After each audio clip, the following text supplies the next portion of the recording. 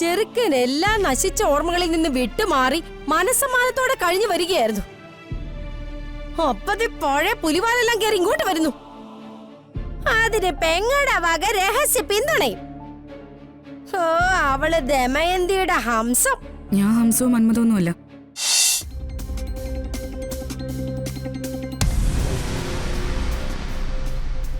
എന്താ അമ്മേ? നീ അറിഞ്ഞില്ലേ? അവളിവിടെ വന്നിരുന്നു, ആ ഋതിക. അതെപ്പോ? ആ വേലക്കാരികളുടെ കൂട്ടത്തിൽ ഒരുത്തി അവളായിരുന്നു. അമ്പടി ഭയങ്കരി. അവളുടെ ധൈര്യം കൊള്ളാലോ അമ്മേ. എന്റെ പുന്നാര മോളില്ല ആ ശ്രീലക്ഷ്മി. അവളുടെ അറിവോടെ അവൾ ഇതിനകത്ത് കേറി പറ്റിയത്. ഈ ശ്രീ ഇതെന്ത് വിചാരിച്ചിട്ടാ? അവരൊക്കെ ഒറ്റ യൂണിയനാ മോളെ. അച്ഛനും ശ്രീയും രാജുവും. ഋതിക ശ്രീയുടെ കൂടെ പഠിച്ചതല്ലേ, ആ ഒരു സ്നേഹം വെച്ച് കളിക്കുന്നതായിരിക്കും. എന്തായാലും ഇതിങ്ങനെ വിട്ടാ പറ്റില്ല. അവളിനി മേലിൽ എന്റെ മോന്റെ പിന്നാലെ വരാൻ പാടില്ല. വരാൻ നമ്മൾ സമ്മതിക്കരുത്. അതിന് നമ്മൾ എന്ത് ചെയ്യും?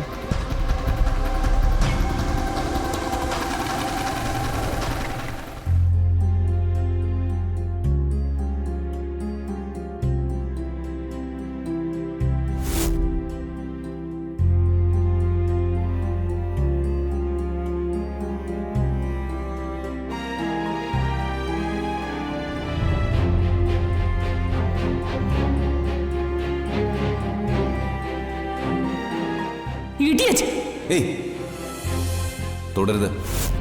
അമ്മ വലിയ വാശിയിലാണല്ലോ. എന്ത് ചെയ്യും?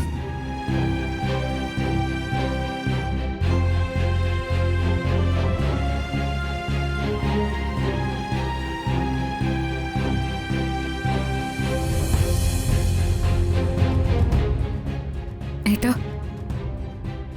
ഏട്ടൻ കരയാണോ? ഏട്ടൻ വിഷമിക്കാതെ. ഏട്ടന്റെ മനസ്സ് എനിക്കറിയാം. സത്യം പറഞ്ഞ ഏട്ടന്റെ മനസ്സ് മനസ്സിലാവുന്ന രണ്ടുപേരെ ഈ വീട്ടിലുള്ളൂ. അത് അച്ഛനും ഞാനുമാണ്.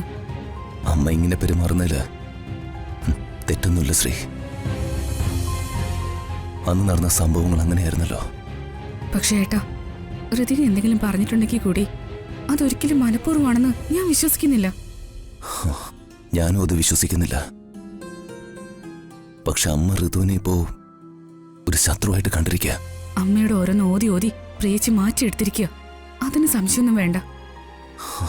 ശ്രീ, ഞാൻ ഈ അവസ്ഥയിൽ എന്ത് തീരുമാനം എടുക്കണ്ട? ഏട്ടാ, ഭർത്താവ് ഉപേക്ഷിക്കപ്പെട്ട ഒരു ഭാര്യയാണ് ഞാനും. അത് ഹരീഷും ഞാനും തമ്മിലുള്ള പൊരുത്തക്കേട് കൊണ്ടല്ലാന്ന് എല്ലാവർക്കും അറിയാം. പക്ഷേ തെറ്റിദ്ധരിക്കപ്പെട്ടുപോയി. അത് തിരുത്താൻ തയ്യാറാവാതെ ഈഗോ കൊണ്ട് മാറി നടക്കുക ഹരീഷ്. എന്തായാലും അതിന്റെ മനോവേദന അനുഭവിക്കുന്നത് ഞങ്ങൾ രണ്ടുപേരുവാ. അതുപോലെ തന്നെ ഇതും ഒരു പ്രശ്നമുണ്ടായി. അമ്പിയാണ് അതിലെ വില്ലത്തിയെന്ന് എല്ലാവർക്കും അറിയാം. പക്ഷേ ഋതിക പറഞ്ഞൊരു വാക്കില് തുടങ്ങിയതായി ഈ അംഗം. വിവാഹബന്ധം ഉപേക്ഷിക്കാൻ പറയാൻ ആർക്കും പറ്റും. പക്ഷെ അതിന്റെ കോൺസിക്വൻസിനെ പറ്റി ആരും ആലോചിക്കുന്നില്ല. അവർക്ക് അനുഭവം വരുമ്പോഴേ അവര് മനസ്സിലാക്കൂ. ഋതികയെ ഉപേക്ഷിക്കാൻ ഇവരൊക്കെ പറയുന്നുണ്ടല്ലോ.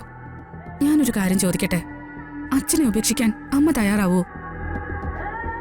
ജയേട്ടനെ ഉപേക്ഷിക്കാൻ പ്രിയച്ചി തയ്യാറാവോ? പറയാൻ എല്ലാവർക്കും എളുപ്പാ. അതൊക്കെ അനുഭവിക്കുന്നവർക്കേ അതിന്റെ നൊമ്പരം എന്താണെന്ന് മനസ്സിലാവും. വർമ്മ സാറും കുടുംബവും തകർന്നത് ഞാൻ ലണ്ടനിൽ വെച്ച് അറിഞ്ഞു ശ്രീ. സാറിനെയും ഋതുവിനെയും ആ അംബികയും മരുമകളും കൂടി പെരുവഴിയിൽ ഇറക്കുമെന്ന് എനിക്കറിയായിരുന്നു. ഞാൻ ഈ വീട് വാങ്ങിച്ചത് തന്നെ ഋതികയ്ക്കും വർമ്മ സാറിനും വേണ്ടിയിട്ടാ. നമുക്കൊന്നല്ല, എത്ര വീട് വാങ്ങിക്കാനും എന്നെ കൊണ്ടിപ്പോ പറ്റും. ഏട്ടാ, ഋതികയ്ക്ക് ഏട്ടനോട് ഇപ്പോഴും ഒരിക്കലും മറക്കാൻ പറ്റാത്ത സ്നേഹം തന്നെയാണ്. അതൊക്കെ തുറന്നു പറയാനായിരിക്കും അവളിവിടെ വന്നത്. ആ സെർവന്റിന്റെ വേഷത്തിൽ നിന്നത് ഋതികയായിരുന്നു. നിർത്തടി.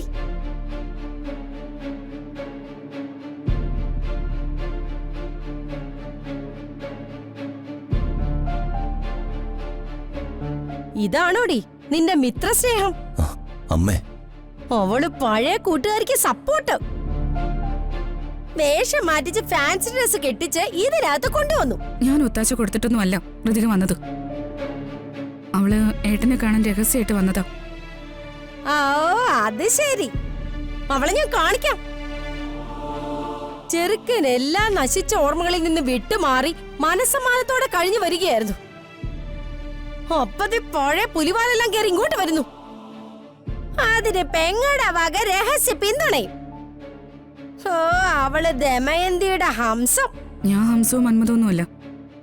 അവളെ ഇവിടെ വെച്ച് കണ്ടു, അത്രേ ഉള്ളൂ. എടി, നിനക്ക് നിന്റെ ചേട്ടനോട് ഇത്രയെങ്കിലും സ്നേഹം ഉണ്ടായിരുന്നീ ഇതിന് സമ്മതിക്കുമായിരുന്നോ? അതൊക്കെ പോട്ടെ. ഇനി അവളെ അടിച്ചിറക്കാൻ നിനക്ക് ബുദ്ധിമുട്ടുണ്ടായിരുന്നെങ്കിൽ നിനക്ക് ഒരു വാക്ക് എന്നോട് പറഞ്ഞുകൂടായിരുന്നോ? എന്താ ഇവിടെ?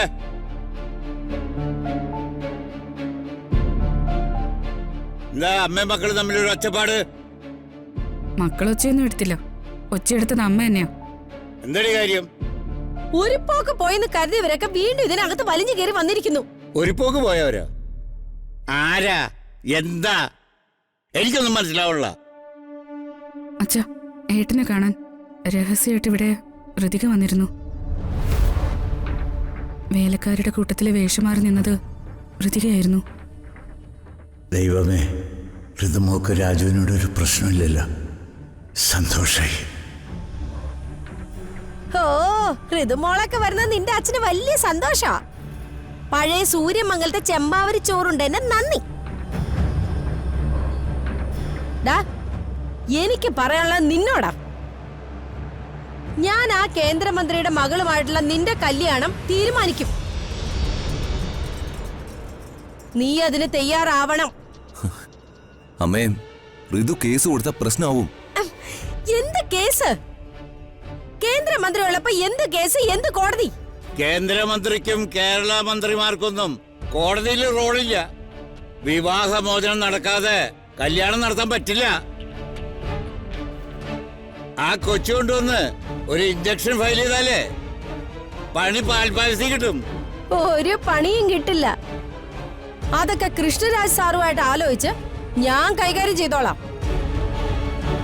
എടാ, നീ കല്യാണത്തിന് തയ്യാറാവ്. അമ്മേ, എടി അതൊന്നും നടക്കില്ല. അതേ നടക്കൂ. എടി അച്ഛന്റെയും ശ്രീയുടെയും ചെരിവ് എങ്ങോട്ടാണെന്ന് ഞങ്ങൾക്ക് അറിയാം. ഇവന്റെ ജീവിതം ഇനിയും നശിപ്പിക്കാനാണോ നിങ്ങളുടെ പുറപ്പാട്? രാജു, നീയാ തീരുമാനം എടുക്കേണ്ടത്.